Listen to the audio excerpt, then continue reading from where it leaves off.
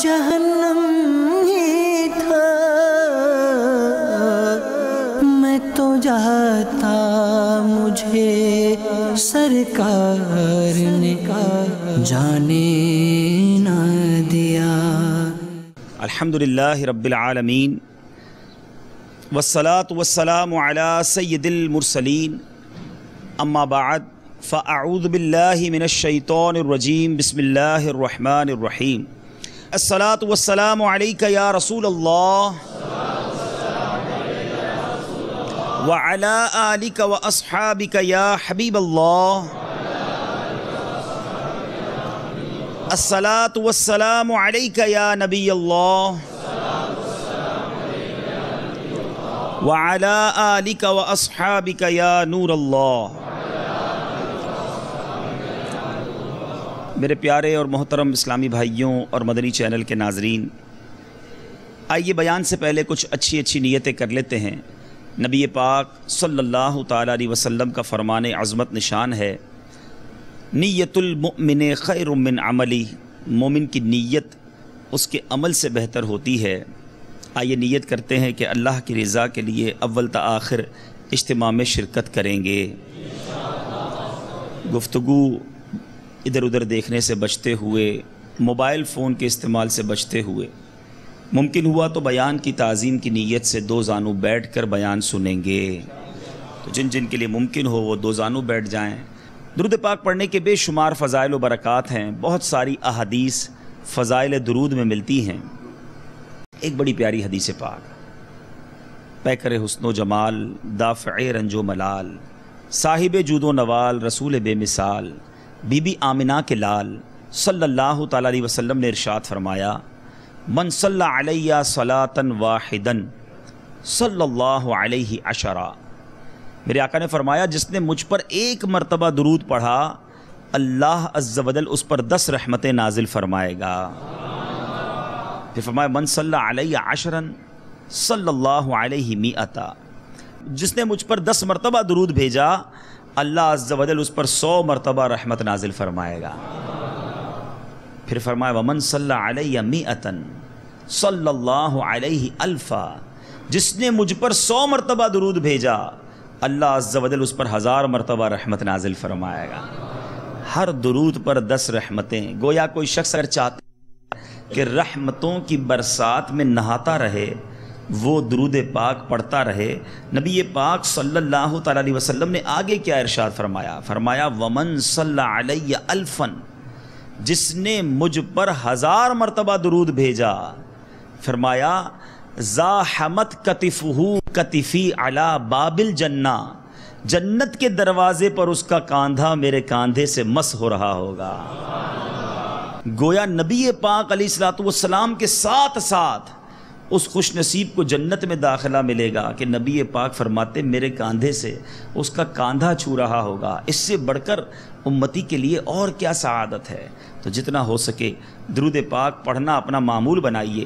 آئیے محبت کے ساتھ درود پاک پڑھ لیں۔ صلو علی الحبیب صلی اللہ تعالی علی محمد صلی اللہ علیہ وسلم۔ ہجرت کا دن نبی پاک علیہ الصلوۃ والسلام نے سفر کیا، مدینہ منورہ پہنچے، اور قباء میں سب سے پہلا کام میرے آقا نے جو کیا وہ ایک مسجد کی تعمیر تھی۔ اس مقصد کے لیے نبی پاک علیہ الصلوۃ والسلام نے حضرت کلثوم بن حدم رضی اللہ تعالیٰ عنہ کی ایک زمین کو پسند فرمایا، جہاں خاندان عمرو بن عوف کی کھجوریں سکھائی جاتی تھیں۔ اس جگہ میرے آقا علیہ الصلوۃ والسلام نے اپنے مقدس ہاتھوں سے ایک مسجد کی بنیاد ڈالی۔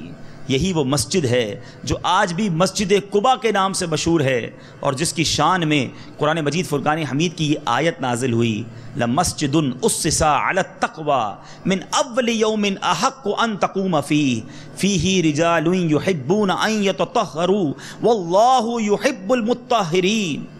ترجمہ کنز ایمان، وہ مسجد جس کی بنیاد پہلے ہی دن سے پرہیزگاری پر رکھی ہوئی ہے، وہ اس بات کی زیادہ حقدار ہے کہ آپ اس میں کھڑے ہوں۔ اس مسجد میں ایسے لوگ ہیں جن کو پاکی بہت پسند ہے، اور اللہ تعالیٰ پاک رہنے والوں سے محبت فرماتا ہے۔ نبی پاک علیہ الصلوۃ والسلام کے مد نظر مسجد کی اہمیت کتنی ہے کہ قباء کی وادی میں قیام کیا، اور پہلا کام نبی پاک علیہ الصلوۃ والسلام نے مسجد کی بنیاد رکھی. اور مبارک ہو ان لوگوں کو جو مسجد کی تعمیر میں حصہ ملاتے ہیں بلکہ پریکٹیکلی بھی شامل ہو جاتے ہیں. اس مبارک مسجد کی تعمیر میں جہاں صحابہ کرام کوششیں کر رہے تھے، اینٹیں اٹھا رہے تھے، مسجد بنا رہے تھے، نبی پاک صلی اللہ تعالی علیہ وسلم بھی بنفس نفیس اپنے دستے مبارک سے اتنے بڑے بڑے پتھر اٹھاتے کہ ان کے بوجھ سے جس میں نازک تھا وہ نم ہو جاتا.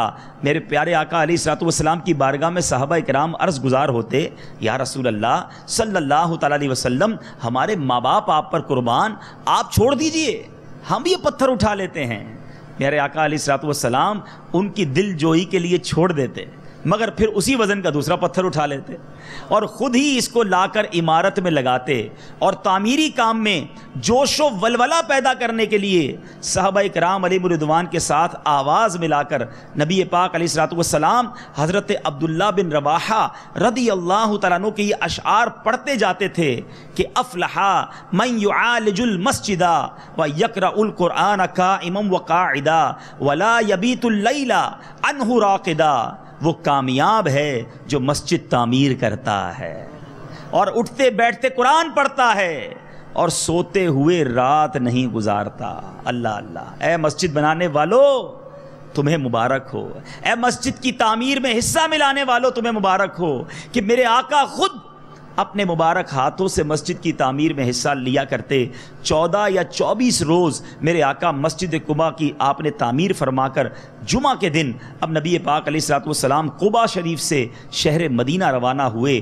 راستے میں قبیلہ بنی سالم کی مسجد میں پہلا جمعہ میرے آقا علیہ الصلوۃ والسلام نے پڑھا. یہی وہ مسجد ہے جو آج تک مسجد جمعہ کے نام سے مشہور ہے. اہل شہر کو خبر ہوئی تو ہر طرف سے لوگ جذبات شوق میں مشتاقانہ استقبال کے لیے دوڑ پڑے. آپ صلی اللہ تعالی علیہ وسلم کے دادا عبد المطلب کے ننہالی رشتہ دار بنو نجار ہتھیار لگائے قباء سے شہر تک 2 رویا صفے باندھے مستانہ وار چل رہے تھے. آپ راستے میں تمام قبائل کی محبت کا شکریہ ادا کرتے، سب کو خیر و برکت کی دعائیں دیتے ہوئے چلے جا رہے تھے. اب مدینہ قریب آ رہا ہے، لوگوں کا جوش و خروش بڑھتا جا رہا ہے، یہاں تک کہ پردہ نشین خواتین مکانوں کی چھتوں پر چڑھ گئیں اور یہ استقبالیہ اشعار پڑھنے لگیں. اللہ تعالیٰ آپ کو، مدنی چینل کے ناظرین کو، یہ مناظر وہاں جا کر دیکھنا نصیب فرمائے. مسجد قباء آج بھی جلوے لٹا رہی ہے، مسجد جمعہ آج بھی اپنی برکتیں لٹا رہی ہے اور مسجد جمعہ کے قریب ہی وہ مقام موجود ہے جس کو ثنیۃ الوداع کہا جاتا ہے، جہاں ان بچیوں نے ڈف بجا کر استقبالیہ نغمے گنگنا کر نبی پاک کا بڑا شاندار استقبال کیا تھا. آج بھی جب وہ نغمہ گنگنایا جاتا ہے تو ساری دنیا کے عاشقان رسول کی آنکھیں نم ہو جاتی ہیں، وہ منظر آنکھوں میں تازہ ہو جاتا ہے. اللہ تعالی ہمیں بھی پیارے آقا علیہ الصلوۃ والسلام سے سچی محبت نصیب فرمائے. آئیے مدنی چینل کے ناظرین تو وہ مناظر بھی دیکھیں، وہ مقام بھی دیکھیں. پہلے مسجد قباء کا دیدار کریں، پھر مسجد جمعہ کا دیدار کریں.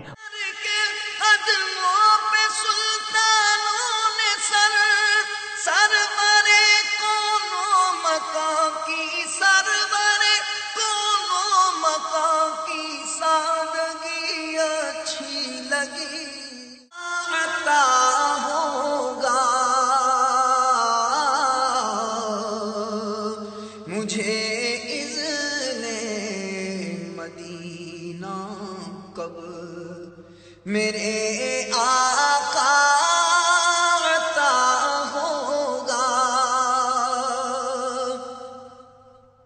یقیناً روز محشر صرف اسی سے طلع البدر علينا من ثنيات الوداع وجب الشكر علينا ما دعا لله داع. ہاں یہ وہی مقام ہے جہاں میرے آقا علیہ الصلوۃ والسلام کا یہ نغمہ گنگنا کر استقبال کیا گیا. آئیے مل کر پڑھتے ہیں. طلع البدر علینا من ثنیات الوداع وجب الشکر علینا ما دعا للہ داع. ایھا المبعوث فینا جئت بالامر المطاع انت شرفت المدینہ مرحبا یا خیر دا طلع البدر علینا من ثنیات الوداع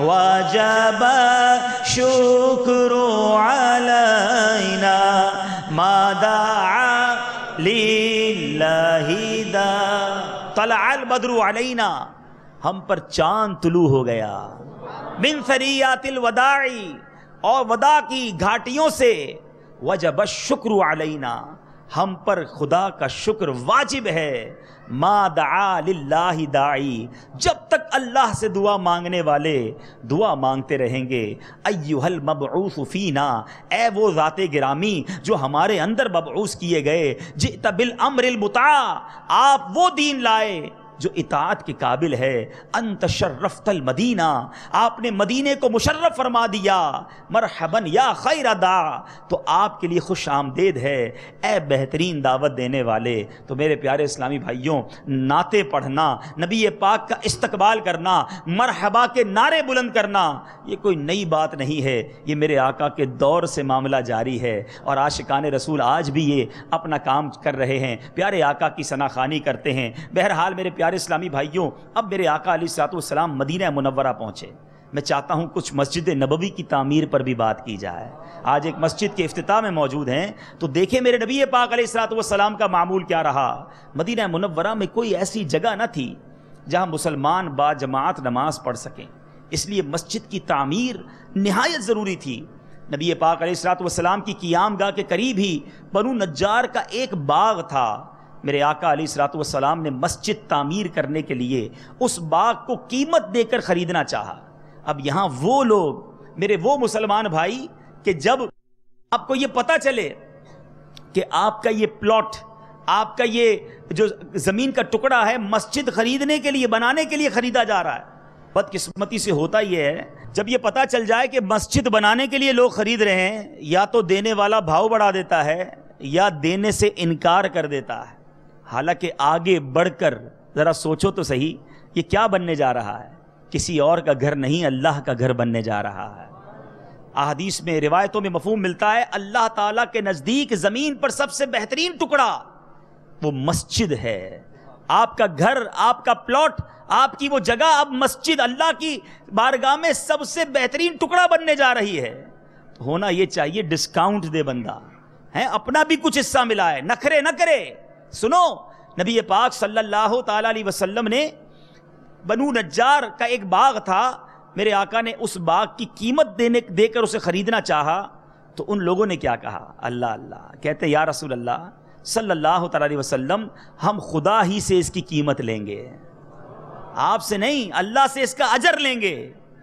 اب میرے پیارے اسلام بھائی مفت میں زمین کی پیشکش کر دی کہ آپ اس پر مسجد بنائیں، لیکن چونکہ یہ زمین اصل میں 2 یتیموں کی تھی اور میرے آقا علیہ الصلوۃ والسلام نے ان 2 یتیموں کو بلا بھیجا۔ ان یتیموں نے بھی زمین مسجد کے لیے نظر کرنی چاہی، مگر میرے آقا علیہ الصلوۃ والسلام نے اسے پسند نہ فرمایا، اس لیے حضرت ابوبکر صدیق رضی اللہ تعالیٰ عنہ کے مال سے آپ نے اس زمین کو خرید کر اس کی قیمت ادا فرما دی۔ اب اس زمین میں چند خنڈرات تھے، چند درخت تھے، کچھ مشرکوں کی قبریں بھی تھیں۔ میرے آقا نے درختوں کے کاٹنے اور مشرکین کی قبروں کو کھود کر پھینک دینے کا حکم فرمایا، پھر زمین کو ہموار کر کے خود آپ نے اپنے دستے مبارک سے مسجد کی بنیاد ڈالی اور کچی اینٹوں کی دیوار اور کھجور کے ستونوں پر کھجور کی پتیوں سے چھت بنائی جو بارش میں ٹپکتی تھی۔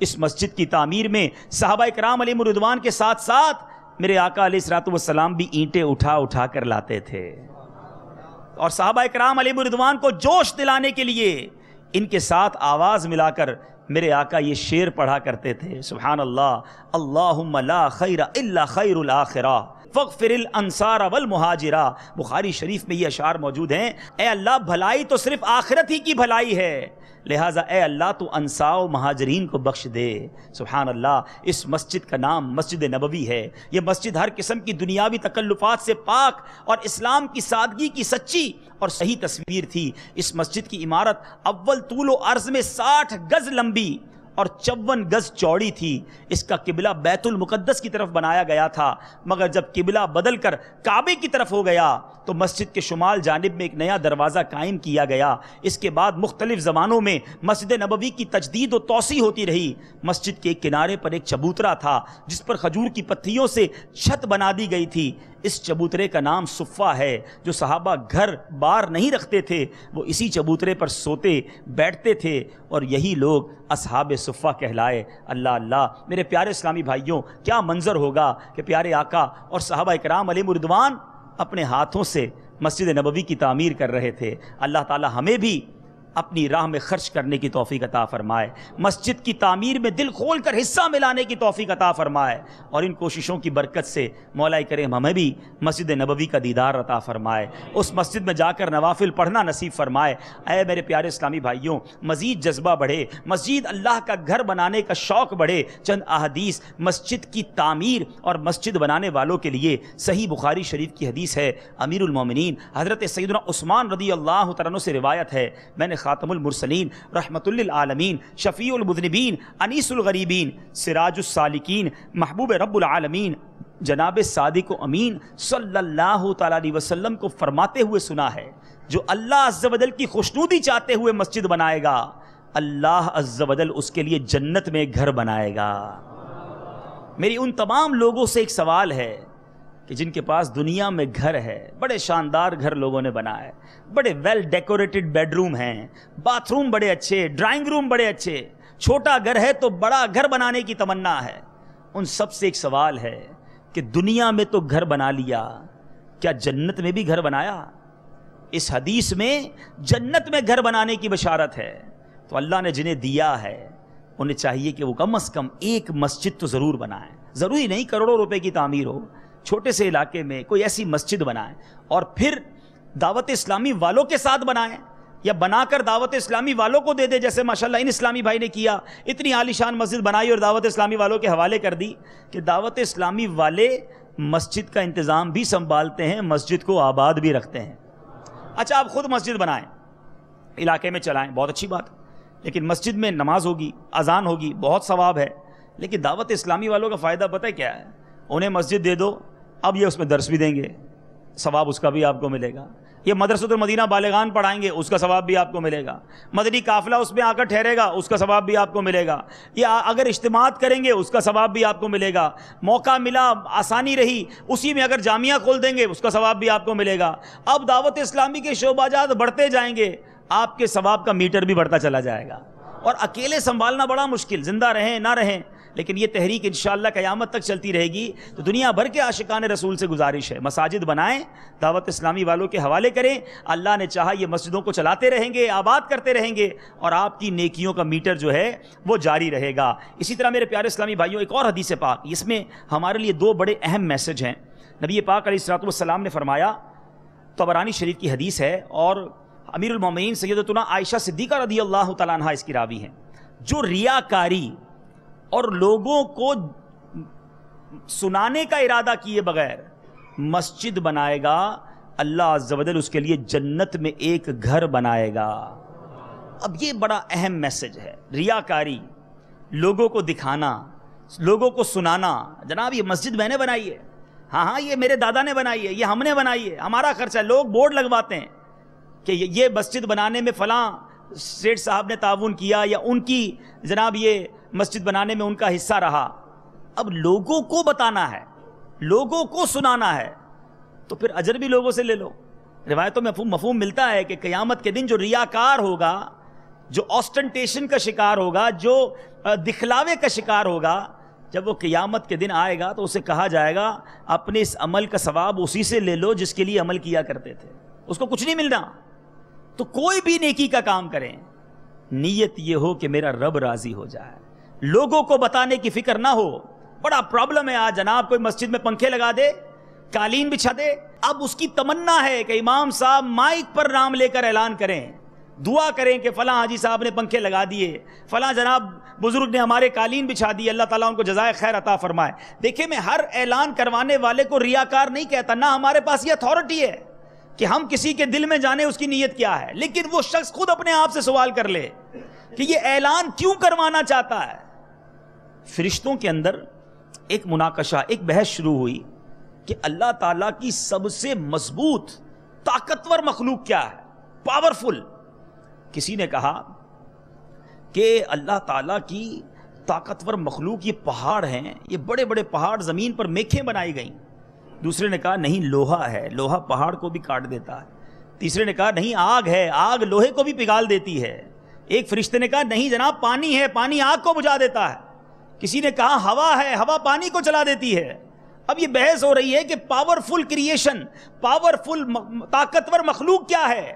اللہ کی بارگاہ میں عرض کیا یا اللہ تو ہی ارشاد فرما تیری سب سے زیادہ طاقتور مخلوق کون سی ہے. ارشاد فرمایا میرا وہ بندہ جو دائیں ہاتھ سے صدقہ کرے اس کے بائیں ہاتھ کو پتہ نہ ہو, وہ میرا سب سے زیادہ طاقتور بندہ ہے. اب جب یہ روایت پڑھتے ہیں تو اس میں طاقت کی بات کہاں ہے, خرچہ کیا ہے لیکن سچی بات ہے یہ بڑا مشکل کام ہے, یہ آسان نہیں. خرچ کرنے کے بعد پیٹ میں درد شروع ہو جاتا ہے. کسی کو بتاؤں تو صحیح ہے میں نے کیا ہے, کسی طرح پتہ چل جائے, کسی بہانے میری نیکی پتہ چل جائے. بس اللہ نے بڑا کرم کیا حضرت, الحمدللہ اللہ کی دین ہے, وہ اس کی کرم نوازی سے میں نے فلاں غریب کی شادی کرا دی. اللہ کی مہربانی سے اتنے حج کیے, اتنے عمرے کیے ہیں میں نے جناب. وہ مسجد جدی اللہ نے بڑا کرم کیا, اس میں نے حصہ ملا دیا. وہ سامنے والا کہے ماشاءاللہ آپ بڑے سخی ہیں, اپنے کو اپنی مزدوری مل گئی, اپنے کو لگا یار چلو کام ہو گیا. ذرا سوچیں یہ کیوں کر رہے ہیں آپ. اور یہ بالخصوص چونکہ یو کے اسلامی بھائی ہیں, یہاں بھی رہتے, یہ بلا یو کے میں اس سے زیادہ ہے. اگر یہ بیان بعد میں یو کے والے دیکھیں تو وہاں تو میں نے دیکھا ہے کہ جمعے کی نماز میں, نماز کھڑا ہونے سے پہلے خطبہ ختم ہوگا یا بیان ختم ہوگا, اور وہ آخری 5-10 منٹ جو سب سے زیادہ اہم ہوتے ہیں کیونکہ نمازی آتے ہی اس وقت ہیں, یہ بھی ہمارا پرابلم ہے, سب سے آخر میں نماز پڑھنے پہنچنا ہے ہم نے. تو اب جناب وہ مسجد کے ٹرسٹی یا سیکرٹری صاحب کھڑے ہوں گے اور اتنی بڑی لسٹ ہوگی ان کے پاس, فلاں صاحب نے 5 پاؤنڈ دیے, فلاں نے 10 دیے, فلاں نے 12 پاؤنڈ دیے. اب وہ لسٹ چلتی رہے گی. اور اللہ کے بندوں آپ 5 پاؤنڈ دے کر بھی چاہتے ہو آپ کا اعلان ہو تو پھر جزا کہاں سے ملے گی. اگر نیت لوگوں کو بتانا ہے تو خدا را یہ حدیث پاک بہت کچھ سکھا رہی ہے ہمیں کہ بغیر کسی کو سنانے کی نیت سے, ریاکاری کی نیت سے نہیں, اللہ کی رضا کے لیے مسجد بنا ہے تو اسے جنت میں گھر عطا کیا جائے گا. اللہ تعالیٰ مجھے اور آپ کو اخلاص عطا فرمائے. فقط عمل وہ کریں میرے پیارے اسلامی بھائیوں. کوئی تو ایسی نیکی ہو ہمارے پاس, کوئی ایک نیکی بھی ہے ایسی کہیں ہمارے پاس, غور کیجئے کہ جو میں جانتا ہوں اور میرا رب جانتا ہو. کوئی اکیلے کیے سجدے ہیں, کوئی اکیلے میں آنسو بہائے ہیں. پرابلم یہ اکیلی عبادت بھی ہم لوگوں کو بتا دیتے ہیں. بس یار وہ آج بڑی نیند آ رہی ہے, کیوں خیریت, وہ تہجد میں اٹھا تھا اور اس کے بعد سو نہیں سکا, چلو بھائی تہجد بھی بتا دی. بڑا آج گرم دن ہے, الحمدللہ نفلی روزہ رکھا ہے تو اب پیاس لگ رہی ہے, چلو بھائی سامنے والے کو نفلی روزہ بھی. بھائی روزہ تو بتا, جب تک نہ بتاؤ پتہ نہیں چلتا, لیکن بس نیکی کرتے ہی ٹینشن یہ شروع ہو جاتی ہے کہ سامنے والے تک یہ نیکی پہنچ جائے. ارے یہ کیا کر رہے ہو, کیوں کر رہے ہو, کس لیے کر رہے ہو, کہ سامنے والے سے کچھ تعریف کے 2 بول مل جائیں. ارے اس سے مانگو جو نیکیوں کو ضائع نہیں فرماتا, جو نیکوکاروں کا اجر ضائع نہیں فرماتا. اخلاص کے ساتھ عمل کیجئے اور پھر اس کی برکتیں لوٹتے چلے جائیے. بہرحال میرے پیارے اور محترم اسلامی بھائیوں, مسجد بنانے والوں کی تو کیا ہی بات ہے. مسجد, اب یہ ہو سکتا ہے کوئی شخص سوچے کہ جناب یہ تو اتنی بڑی مسجد, میں غریب آدمی, میں مسجد کیسے بناؤں. میں بنا بھی سکتا ہوں تو کوئی چھوٹی سی مسجد بنا لوں, اتنی بڑی تو میں نہیں بنا سکتا. میرے آقا علیہ الصلوۃ والسلام کا کیا خوبصورت فرمان ہے. ترمذی شریف کی حدیث, سیدنا انس رضی اللہ تعالیٰ عنہ راوی ہیں. میرے آقا نے فرمایا جو مسجد بنوائے, خواہ چھوٹی ہو یا بڑی, رقبے کی کوئی قید نہیں, چھوٹی ہو یا بڑی, اللہ عز و جل اس کے لیے جنت میں ایک گھر بنائے گا. تو چھوٹی سی مسجد بھی اگر بنا دی جائے, اللہ کی رضا ہو, چھوٹی مسجد میں بھی بڑا بورڈ لگانا ہے اگر, تو پھر تو وہ بھی گیا نا ہاتھ سے سوا. نیت یہ ہو کہ اللہ راضی ہو جائے. ہمارے کئی بزرگان دین, یا جامعہ کے طلباء غالباً آئے ہوں گے, نظر آ رہے ہیں, ایسا لگ رہا ہے نا, موجود ہیں, یہ جانتے ہیں کئی ہمارے ایسے اسلاف ہیں جن کی بڑی بڑی کتابیں ہیں اور وہ کتابیں صدیوں سے چلی آ رہی ہیں, آج تک پتہ ہی نہیں چلا وہ لکھی کس نے. انہوں نے اس کتاب پر اپنا نام بھی نہیں لکھا کہ بس اللہ کی رضا چاہتے تھے، پتہ ہی نہ چلے کس نے یہ کام کیا ہے، لیکن امید ہے کہ ان کے مزارات میں ان پر کروڑوں انوار و تجلیات کی بارش ہو رہی ہوگی. یہ طلبہ پڑھتے ہوں گے، پڑھاتے ہوں گے، سیکھتے ہوں گے، سکھاتے ہوں گے، ان کو نیکیاں مل رہی ہیں، ہمیں نہیں پتہ کس نے بنائی. تو یہ ہے کمال. اب یہاں ایک اور غلط فہمی دور کرتا چلوں، کہ یہ نہ سمجھے جناب جو کتاب پہ نام لکھتا ہے وہ ریاکار ہے. اچھا یہ بڑا پرابلم ہے ہمارے ساتھ. ہم جب اس طرح کے بیان سنتے ہیں نا، ہمیں خود ہی ہم یاد نہیں آ رہے ہوتے. جب کوئی کہتا ہے نا مسجد پہ بورڈ لگانا ٹھیک نہیں، ہمیں فلاں بندہ یاد آ رہا ہوتا ہے. وہ مسجد میں اعلان نہیں کرنا چاہیے، ہمیں دوسرا بندہ یاد آ رہا، ہاں وہ بھی بڑا ریاکار، وہ بھی بڑا دکھلاوے والا. اور اللہ کے بندے، اس طرح کے بیان ہمارے اپنے لیے ہو رہے ہوتے ہیں. ہمارے پاس کوئی پیرامیٹر نہیں، ہمارے پاس کوئی پیمانہ نہیں کہ ہم کسی کو ریاکار کہہ سکیں. ہم کسی کے دل کے حالات نہیں جانتے، ہم فقط اپنی اصلاح کی فکر کریں. علماء، بڑے بڑے علماء اس لیے بھی اپنا نام کتابوں پر لکھتے ہیں، اور بالکل ٹھیک ہے کہ جب کتاب پر کسی بڑی شخصیت کا نام ہو، مثال کے طور پہ امیر اہل سنت کا نام آ جائے تو بندہ کہتا ہے یار اس میں اصلاح کی ایسے مدنی پھول ہوں گے، ایسی شاندار کتاب ہوگی کہ بندہ فوراً خریدنے جاتا ہے کہ امیر اہل سنت کی نئی کتاب آ گئی ہے. تو بزرگان دین کا اگر کسی بات کا اظہار کرنا ہو تو وہاں ہمیں بدگمانی نہیں کرنی.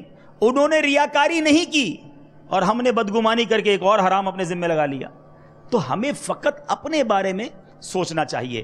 اب آئیے، مسجد کی ایک تو تعمیر ہو گئی. کچھ خوش نصیب ہوتے ہیں جو مسجد کی صفائی، مسجد کے انتظامات میں بڑا بڑھ چڑھ کر حصہ لیتے ہیں، ان کا شوق ہوتا ہے یہ. سبحان اللہ. ایک بڑی خوبصورت حدیث پاک، نبی پاک علیہ الصلوۃ والسلام کی بارگاہ میں ایک عورت تھی، ایک خاتون تھی جو مسجد نبوی شریف کے گرد و غبار کو صاف کر دیا کرتی تھی. ان کا انتقال ہو گیا. صحابہ اکرام علیہم رضوان نے دیکھا کہ رات کا وقت ہے، نبی پاک علیہ الصلوۃ والسلام کو رات کو اطلاع کریں گے، آرام میں خلل ہوگا، رات ہی ان کی تدفین کر دی. اب جب صبح ہوئی تو نبی پاک علیہ الصلوۃ والسلام کو پتہ چلا کہ اس کا انتقال ہو گیا ہے. تو پیارے آقا علیہ الصلوۃ والسلام نے صحابہ کرام سے فرمایا تم نے مجھے کیوں نہیں بتایا کہ اس کا انتقال ہو گیا ہے؟ تو انہوں نے کہا یا رسول اللہ صلی اللہ علیہ وسلم ہم نے یہ چھوٹی سی بات سمجھی، رات کا وقت تھا، آپ کو نہیں جگایا. میرے آقا علیہ الصلوۃ والسلام نے صحابہ کرام کو ساتھ لیا، قبرستان تشریف لے گئے. اس خاتون کی، اس عورت کی قبر پر آپ نے نماز جنازہ ادا فرمائی، اس کے لیے دعائے مغفرت فرمائی، اور صحابہ کرام کو پھر فرمایا کہ میں مسجد سے گرد و غبار صاف کرنے کی وجہ سے اسے جنت میں دیکھ رہا ہوں. میرے آقا مسجد کی خدمت کرنے والوں سے کتنا پیار کرتے، اور جو مسجد کا گرد و غبار صاف کرے وہ جنت میں پہنچ جائے. اب اس کے برعکس جو مسجد میں گرد و غبار کرے، معاذ اللہ مسجد میں گندگی کرے، مسجد میں شور شرابہ کرے، یہ بھی تو سوچنے والی بات ہے نا. آج ہم کسی پیسے والے، کسی افسر، کسی بڑی شخصیت کے گھر جاتے ہیں، کیا کرتے ہیں؟ صاف ستھرے کپڑے، خوشبو لگائیں گے، بار بار آئینے کے سامنے. کچھ لوگوں کو تو اتنی دیر لگتی ہے تیار ہونے میں، آئینے سے ہٹتے ہی نہیں ہیں، ادھر بال بنایا ادھر بال بنایا، جان ہی نہیں چھوٹتی ان کی. تو اتنی تیاری کے ساتھ جاتے ہیں، پھر دوسرے سے پوچھتے ہیں کیسا لگ رہا ہوں، ذرا دیکھو سی سب ٹھیک ہے، کیوں وہاں جا رہا ہوں؟ اچھا بھائی، خوشبو اتنی لگائی کہ گلی والوں کو پتہ چل جاتا ہے کہ ماں بدولت کسی خاص جگہ پر جا رہے ہیں، اتنی خوشبو لگا کر جاتے ہیں. کسی دنیا دار کے گھر جانے کی اتنی تیاری، اور اللہ کے گھر میں آنے کا کوئی خیال نہیں، کوئی کپڑوں پر توجہ نہیں، کوئی چہرے پر توجہ نہیں، کوئی ذرا منہ کی صفائی نہیں. جیسا منہ اٹھایا ایسے آ گئے مسجد میں پسینے والے کپڑے لے کر.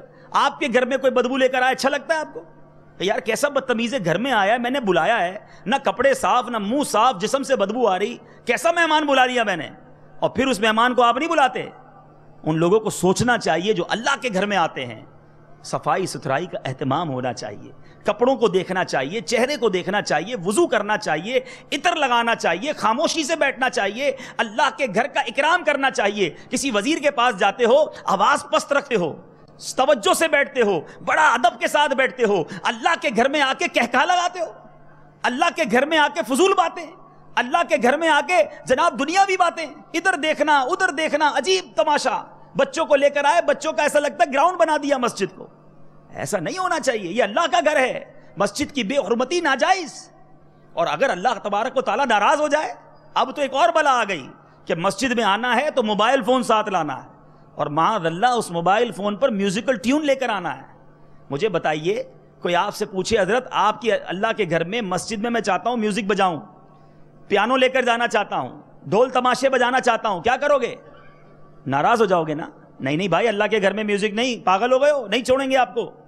اور خود اپنے جیب میں موبائل فون لائے اور فلمی گانے بج رہے ہیں.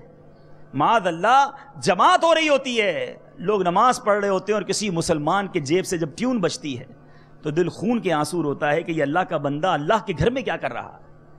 سوچئے، یہ نہیں ہونا چاہیے. اول تو موبائل ٹیون میں میوزیکل ٹیون ہی نہیں ہونی چاہیے. چلے پہلے تو اچھی نیت یہ کر لیں کہ آج کے بعد میرے موبائل میں کوئی میوزیکل ٹیون نہیں ہوگی، اور مسجد میں آ کر بالکل بند کر دیں موبائل. اور ایک شرعی مسئلہ بھی سن لیں، اگر کسی کا موبائل فون دوران نماز بج جائے تو عمل قلیل، یعنی چھوٹا سا عمل کر کے کہ سامنے والے کو پتہ نہ چلے کہ یہ نماز سے باہر ہے، ہاتھ بڑھا کر بٹن دبا دیا، بند ہو جاتا ہے، ٹھیک ہے. نہیں ہو رہا تو اب اس پر لازم ہے اپنی نماز کو توڑے، موبائل فون نکالے، اس کو آف کرے، اب دوبارہ نماز شروع کرے. ایسا نہ کرے کہ پوری مسجد کی نماز جناب ڈسٹرب ہو رہی ہے، ساری جماعت ڈسٹرب ہو رہی ہے ایک صاحب کی وجہ سے، اور ان کو فون پہ فون ان کا بجا جا رہا ہے. تو اول تو سائلنٹ رکھیں، اور اگر غلطی سے آن ہو جائے تو یہ کرنا چاہیے. تو آئیے نیت کریں انشاءاللہ کہ مسجد کی صفائی کریں گے، مسجد کی خدمت کریں گے، اور بھرپور مسجد کا ادب بجا لائیں گے. یہ پوری ایک تفصیل ہے کہ مسجد میں کس کس حالت میں نہیں آ سکتے. چند ایسی حالتیں ہیں کہ ان حالتوں میں مسجد میں آنا حرام ہے، کس کو پتا ہے؟ تو ہمیں اس کا بھی علم حاصل کرنا چاہیے. مسجدیں خوشبودار رکھیے. یہ ایک بڑا ہی پیارا رسالہ مکتبۃ المدینہ سے شائع ہوا ہے، اس کو حاصل کریں اور اس کو پڑھیں. اس کے اندر وہ احکام موجود ہیں کہ مسجد میں کن کن حالتوں میں نہیں آ سکتے، کیا کیا احتیاطیں کرنی ہوں گی. تو پھر انشاءاللہ اس تقاضوں کے مطابق آئیں گے. دیکھو مسجد میں آنے والا کس کا مہمان ہوتا ہے؟ ذرا بتاؤ نا، اللہ کا مہمان. تو اب مہمان کون سا اچھا لگتا ہے جو آپ کے گھر آتا ہے؟ صفائی کا خیال رکھے، با ادب ہو، جاتے جاتے کوئی تحفہ بھی دے کر جائے. آپ کے گھر میں کوئی آئے بدتمیزی کرے، گندگی پھیلائے، بدبو پھیلائے، ادھر کی چیزیں ادھر کر دے، آپ کیا کہتے ہیں؟ اس کو نہیں بلانا. اور جو با ادب ہو اس کو آپ بار بار بلاتے ہیں، بڑا اچھا مہمان ہے. تو جو چاہتا ہے کہ میں بار بار مہمان بنوں تو اسے چاہیے کہ اللہ کے گھر کا احترام کرے. اور خوش نصیب ہوتا ہے جسے رب روزانہ 5 وقت اپنا مہمان بناتا ہے. ایک تو مہمان وہ ہے نا جو جمعے کو آتے ہیں خالی، دور والا مہمان دیر سے آتا ہے، قریب والا مہمان بار بار آتا ہے. تو اللہ تبارک و تعالیٰ کو پسندیدہ جو ہوتے ہیں، اللہ تعالیٰ انہیں بار بار مہمان بننے کا شرف عطا فرماتا ہے. اور یاد رکھو، میزبان کی یہ خواہش ہوتی ہے کہ جو مہمان آئے نا وہ خوش ہو کر جائے. تو جس کو اللہ نے مہمان بنایا اسے خوش کر کے بھیجے گا، اس کی جولیاں بھر کے بھیجے گا. اور ایک مزے کی بات بتاؤں، دعوت اسلامی کے مدنی قافلوں میں ضرور جایا کریں. مدنی قافلے کہاں ٹھہرتے ہیں؟ کہاں ٹھہرتے ہیں؟ تو یہ تو 3 دن اللہ کے مہمان بن جاتے ہیں، 12 دن مہمان بن جاتے ہیں. زیادہ دن تو بڑا قریبی والا گھر پہ رہتا ہے نا.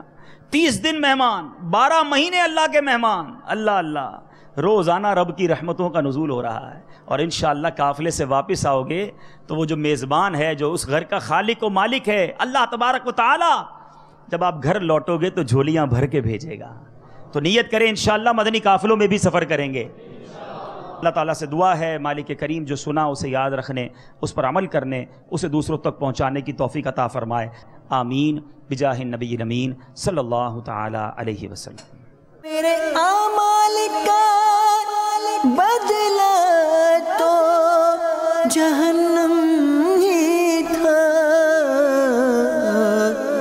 میں تو جاتا مجھے سرکار نے جانے نہ دیا.